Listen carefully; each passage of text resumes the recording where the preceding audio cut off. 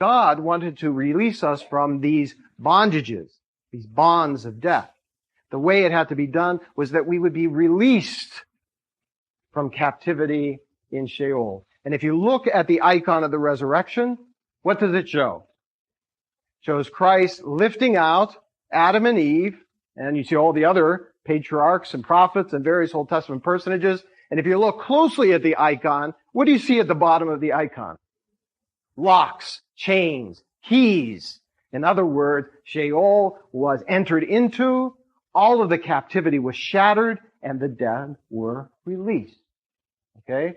Now, in order to understand that kind of liberation, you have to understand the kind of horror and the kind of dismay that people felt in seeing death as that kind of captivity.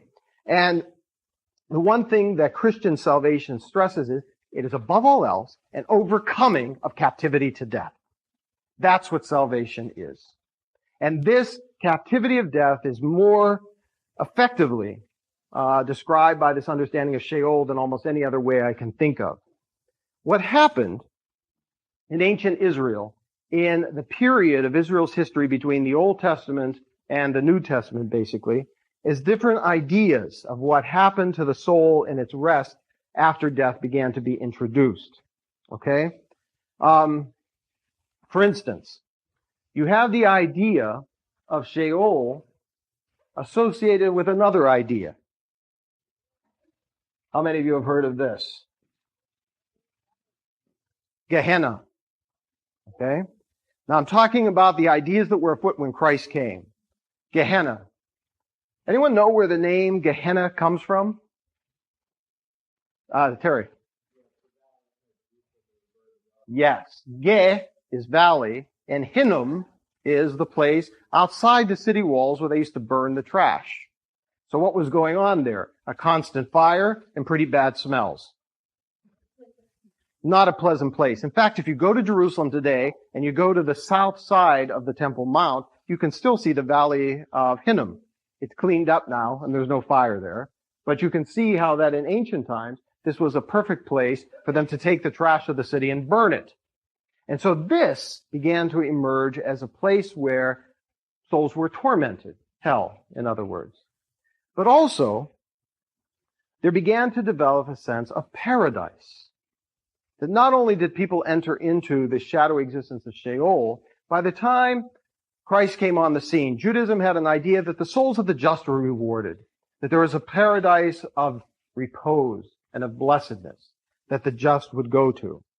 This kind of development is what we have to understand in looking at sort of the state of the soul in the afterlife. But one thing for sure, what had to happen was people had to be liberated from this captivity to death, because otherwise there could be no escape. Human beings cannot free themselves. Psalm 89 says, "What man can live and not see death? And can he deliver his life from the power of the grave?" The answer is obviously no. So soteriology, salvation, our understanding of what God does to save us, is inherently connected, innately connected to the idea of death. Salvation is overcoming of death. Okay? Now, what does that mean for the human being to overcome death? This ties in with what we said yesterday. The overcoming of death is really a reconstituting of the image of God in the person. And this is a problematic term because people argue all the time about what it means. Human beings, men and women, males and females, are created in the image of God. And what salvation is restoring the image of God that had been distorted by death. And even in the Old Testament, there was this hope that began to emerge. You all know the story of Ezekiel 37, right? Where Ezekiel sees this field of bones, and he hears a voice saying, "Prophesy, can these bones live again?" And Ezekiel very wisely says, "Only thou knowest, O Lord." And then he sees the vision. Well, that song that we learned as kids, where the hip bone's connected to the thigh bone's connected to the, and so forth, that he sees these bones assemble. He sees sinews and muscles placed upon the bones, skin upon the muscle, and there's a vast army.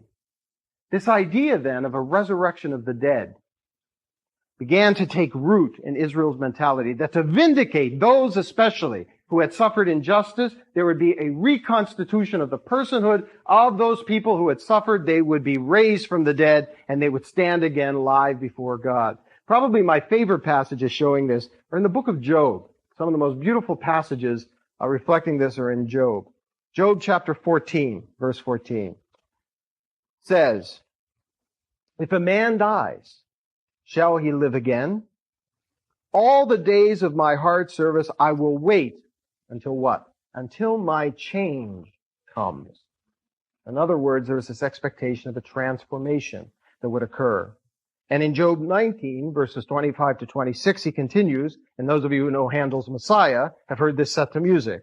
"For I know that my Redeemer lives." And what? "And he shall stand at the last day on the earth. And after my skin is destroyed," in other words, after I have decayed, "this I know, that in my flesh shall I see God." So, all of these ideas are afoot at the time that Christianity is born and Christ comes to earth for his saving ministry. The dominant idea that death was a captivity that held people there, and that in this realm of darkness, this abode of dimness, of dustiness, an unworld. And yet there was also a sense that there was torment of those souls who had done evil. There was reward of those souls who had done good. And there was going to be a restitution, a reconstitution of the image of God, of the personhood of the people who had died. And as a result, when Christ comes to earth and he begins to give his teaching, people had all kinds of angst, anxiety, tension, worry about how death could be overcome. And in his gospel, Christ begins to address these issues, and in his very death and resurrection, creates the reality that enables us to break out of those bonds of captivity to death. Soteriology, salvation in the Orthodox understanding, is intrinsically linked to death. Death is intrinsically linked to sin.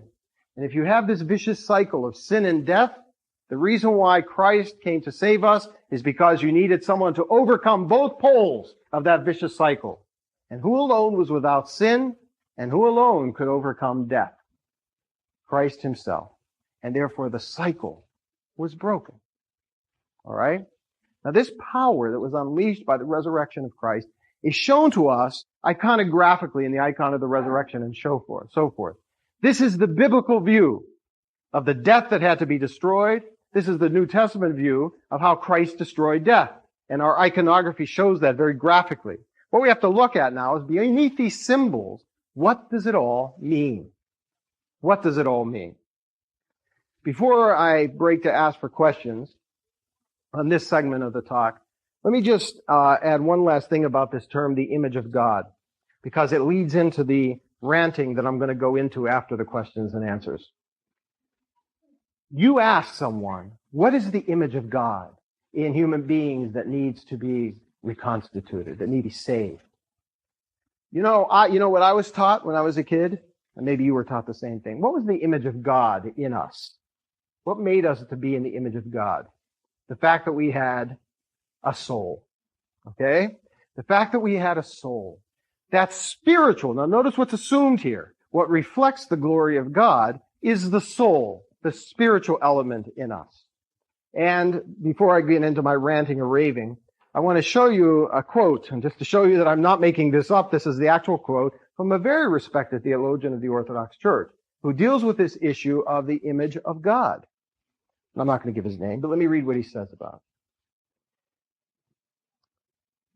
it. The according to the image does not, of course, refer to man's body, because God, being a spirit, is bodiless and completely foreign to man's material component, even though he has honored man's body. For God did not create him in a bent position, like the bodies of the other animals. He created him upright, looking upward, heavenward. Why? So that man might realize his divine descent and continually gaze towards God's abode. Now wait. You all know the funeral liturgy, right? Thus St. John of Damascus, the hymnodist of the church, with poetic hyperbole, in other words, with poetic exaggeration, and language identifying the soul with the body, chants in one of the hymns of the burial service. And we've all heard this hymn, right? I weep and I wail when I think upon death, and behold, lying in the tombs, our beauty, created according to the image of God. There it says, our beauty, looking at the body in the tomb, our beauty created according to the image of God, formless, without glory, having no shape. So obviously he's lamenting the fact that death has somehow done violence to the body of the person who's died. St. John of Damascus is saying precisely that. And however, a commentator adds here, but as we have said, this he says by poetic license, and that the body does not really have any relation to the image of God. Okay? What's at work there? The idea that this salvation is only for the immaterial, the spiritual part of the human being, and that the image of God is only that. Others have been a little kinder, saying that God is a Trinity, Father, Son, and Holy Spirit. Likewise, man is the image of God because he's composed of body, soul, and spirit. Okay? Better yet. But I think that we have to understand this image of God language in a way in which it was originally meant in the biblical sense, not in a dualistic Greek philosophical sense. Somehow human beings, as we were meant to be, body and soul together, are images of God. What that probably means is, unlike other beings on earth, we are moral agents. We can decide to do good or to do evil, to do right or to do wrong. Animals don't do that. I mean, sometimes you can train them to look like they're doing it, but let's be honest, they really don't.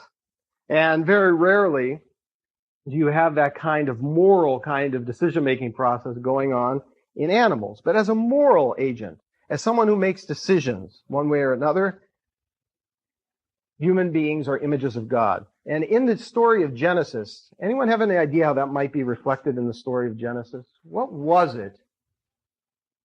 In fact, we just read the passage. What was it that was going to sort of test whether human beings would obey or disobey God? What were they not to eat of? Tree of the knowledge of good and evil. Okay? In other words, not have the same level of moral discernment that God does. I mean, man was moral agent, but this was not something that was to be partaken of. And let me end this section by reading a quote that most of you have heard from St. Irenaeus. And this is from his Against the Heresies, book 4, chapter 20, line 7. Okay? I'm prepared for you, sister. All right, here's what it says. And for this reason, did the Word become the dispenser of the paternal grace for the benefit of men, for whom he made such great dispensations, revealing God indeed to men, but presenting man to God, and preserving at the same time the invisibility of the Father, lest man should at any time become a despiser of God, and that he should always possess some things towards which he might advance. So he's saying God is always invisible to us that we might rise to God, that we might see him as the goal to which we aim. But on the other hand, he says, revealing God to men through many dispensations, lest man, falling away from God altogether, should cease to exist. And here's the line. For the glory of God is a living human being. The glory of God is a living human being. And the life of a human being consists in beholding God. Image of God, the true glory of God, is revealed in us as human beings. Integration of body and soul that was originally meant to be. Salvation had to restore this. And this is why salvation is aimed at this broader perspective of body and soul together, and not just as the soul is the image of God, but the whole person as the image of God. I came across something very interesting. In most Bible translations, complete this quote for me. For you have made him, referring to human beings, you've all heard this quote, for you have made him a little lower than the, you see, you all know that translation. Indeed, that's what the Greek and the Syriac says. For you have made him a little lower than the angels. Why? Because how have we been taught to think in a Greek philosophical context? Angels are higher than us. Why? No bodies. Actually, that's not even technically true according to Orthodox theology. They're light bodies. They don't have the material bodies that we do. But we think of there's God, pure spirit, and then there's angels, and then there's human beings. Actually, the Hebrew doesn't say that. The Hebrew says, for you have made him a little lower than the Elohim. Elohim is a plural form. And when they translated it into Greek or into Syriac, they meant then divine beings, heavenly beings, angels. But Elohim, for any of you who know Hebrew, is also the name for God. For you have made him a little lower than God. And that's what the Revised Standard Version translates it as. Okay?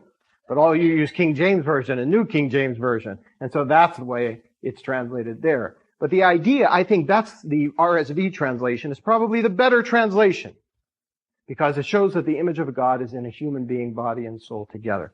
And where do we have a hymn that sort of stresses very strongly that a human being, purely and properly integrated, body and soul together in the way God intended, is infinitely higher than the highest of angels.